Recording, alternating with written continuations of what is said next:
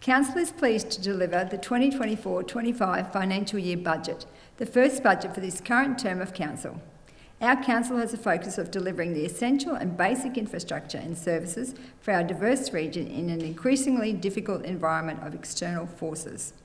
It is my humble honour to present my first budget as the new Mayor.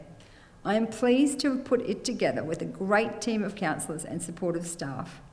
We are very much a back-to-basics council and have put together a budget that largely revolves around resealing some of our problem-sealed roads to reduce potholes. Our council is evaluating the hire of extra machinery, such as a Flowcon unit, for sealed road maintenance and extra resources such as rollers on the maintenance grading. We are developing a longer-term strategy to purchase the machinery needed for the road network.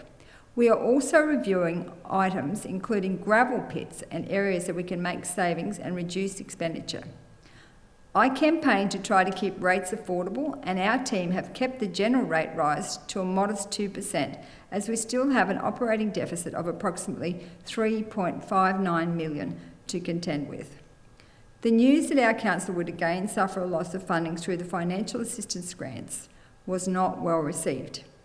Our council will continue to call for a full and transparent review of the grant methodology so that our community receives its fair share of the financial assistance grant from the state and Commonwealth governments into the future.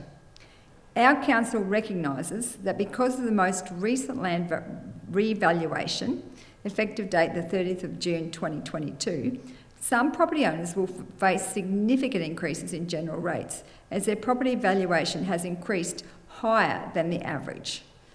Council has decided to utilise the averaging tool set out in the Local Government Regulation 2012 to help minimise the impact of valuation increases for these property owners for the third year in a row.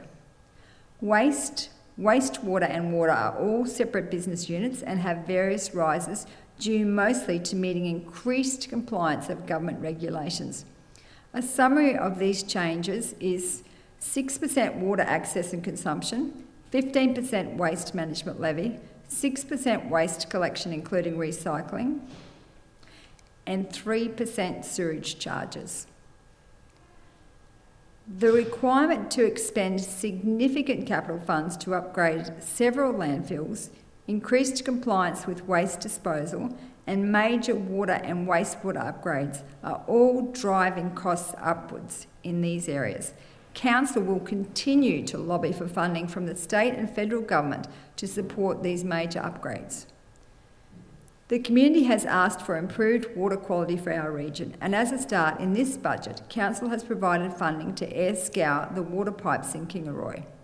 I am pleased that our council has maintained the 10% discount for rates payment, as I see several councils now removing or reducing this discount, and both the community rescue and evacuation levy and the rural fire levy remain unchanged. We were fortunate again to receive Works for Queensland funding of $8.4 million. To ensure equity across the region, each councillor put forward projects for their division with a budget of $1.2 million, distributed fairly across all divisions over the next 3 years. We do acknowledge and thank the Queensland State Government for this much needed funding.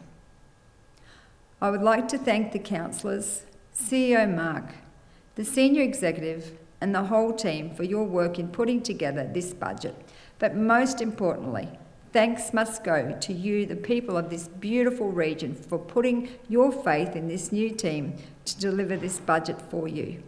Thank you and God bless.